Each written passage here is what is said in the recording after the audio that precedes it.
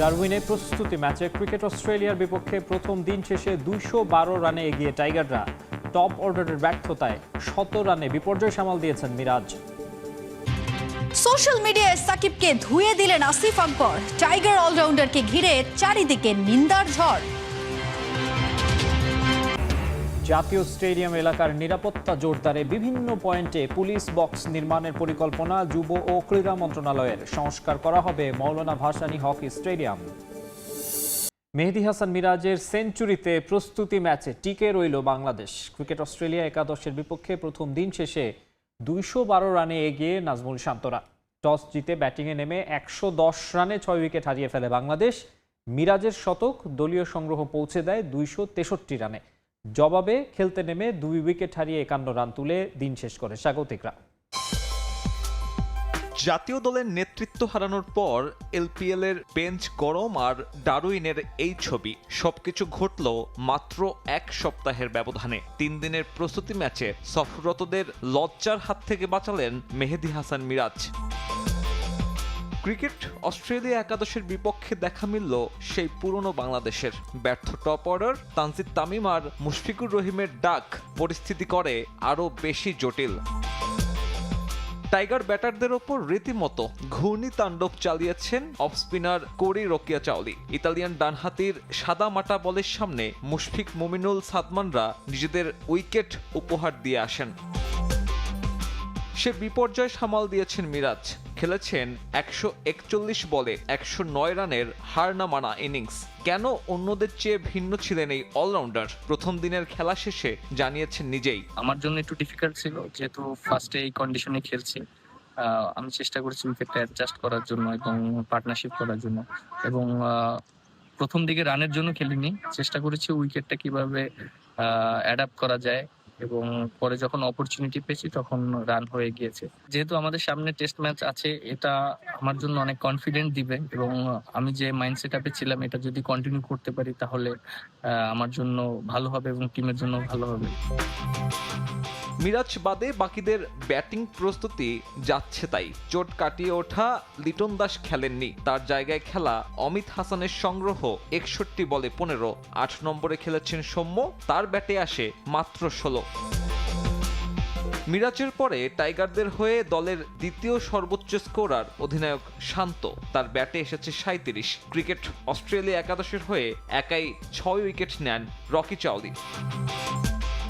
জবাবে খেলতে নামা স্বাগতিকরা পরে টাইগার পেসারদের গতির তাণ্ডবে।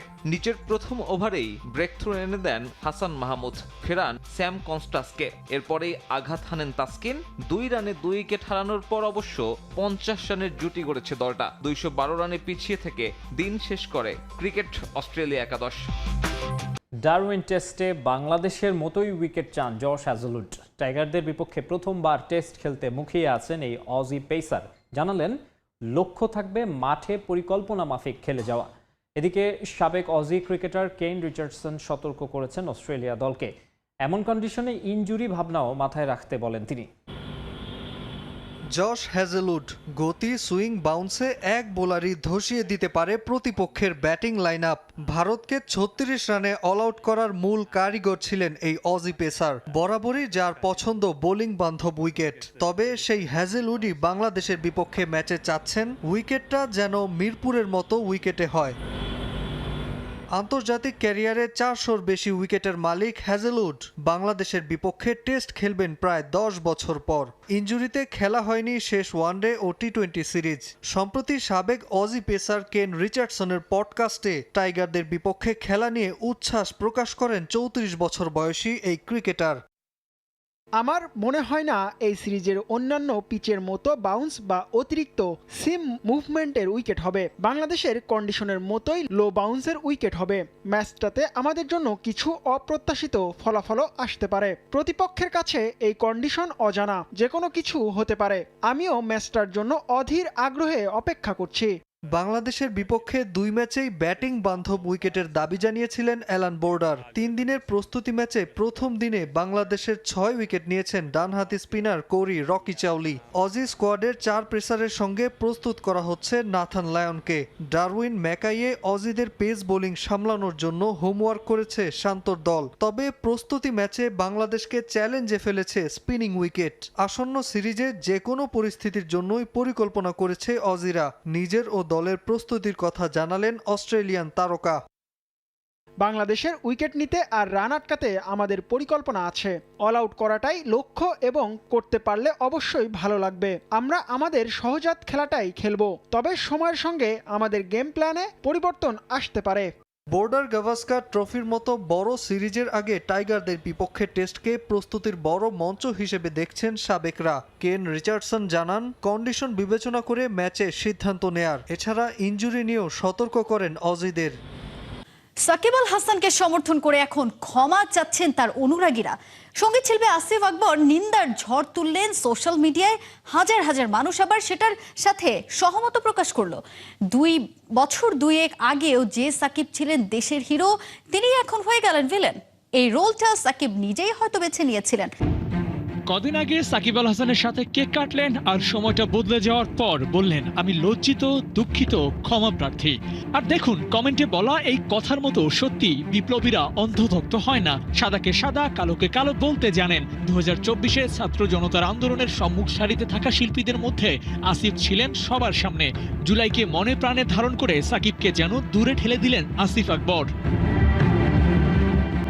গেল কয়েকটা দিনে সাকিবের ক্যারিয়ারে বেশ কয়েকটা ঘটনা ঘটে গেল।